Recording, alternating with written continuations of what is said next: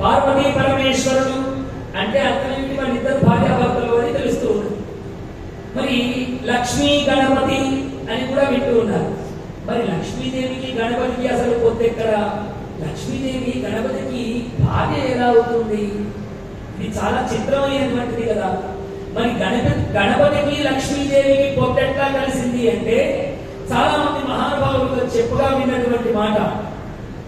ఎప్పుడైతే క్షీరసాగర మదనం చేయాలని దేవతలు రాక్షసులు అనుకున్నారో, ఏ పని చేసినా ఎవరికి దండం పెట్టాలంటే ముందు గణపతికి దండం పెట్టారు. వీళ్ళు ఉత్సాహంతో వెంటనే మందర పర్వతం దగ్గరికి వెళ్ళారు. గణపతి దండం పెట్టలేదు. దాన్ని మోస్తూ ఉంటే అక్కడి నుండే విఘ్నాలు మొదలు పెట్టారండి. ఆ పర్వతం కింద వీళ్ళంతా నలిగిపోయారు కదా. ఆ పర్వతాన్ని తీసుకురాలేక అనేక కష్టాలు. మరి చిరిగితే వెంటనే మొదలు అమృతమే పుట్టాలి కదా, అలా పుట్టకుండా మొదలు విషం పుట్టేటట్టుగా చేశారు. గణపతి అనేక విఘ్నాలను తీసుకువచ్చి వీళ్ళు దేనికోసం చెలుపుతున్నారో అని ఇట్లా ఎదురు చూస్తూ ఉన్నాడు లక్ష్మీదేవి. గణపతి చూస్తూ ఉన్నాడట.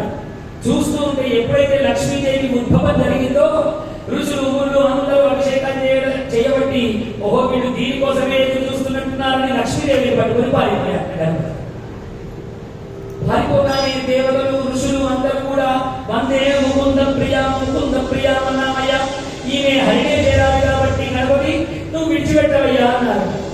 అనగానే గణపతి మామూలుగా వింటాడా?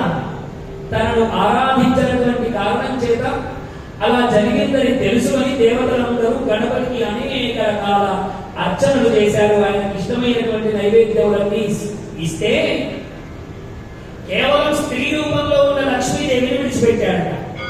అసలు లక్ష్మి అంతా తన దగ్గరే ఉంచుకున్నాడు గణపతి.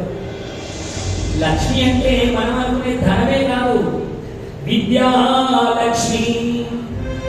లక్ష్మి విద్య రూపంలో కూడా ఉంటుంది. ఆనందలక్ష్మి, సంతానలక్ష్మి, అష్టలక్ష్ముల రూపంలో ఉంటుందండి.